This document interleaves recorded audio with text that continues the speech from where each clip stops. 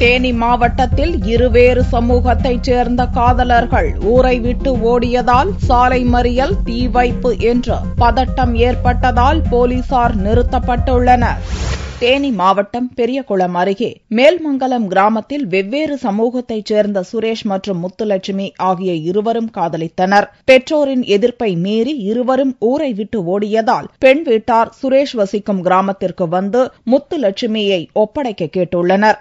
ஆனால் அவர்கள் சென்ற இடம் தெரியவில்லை என்று கூறவே இரு தரப்பினரிடையே மோதல் ஏற்பட்டுள்ளது. ஒரு தரப்பினர் அங்கிருந்தவர்களை தாக்கி குடிசைகளுக்கு தீ வைத்து சாலை மறியலிலும் ஈடுபட்டனர். 10க்கும் மேற்பட்ட குடிசைகள் தீக்கிரையாயின.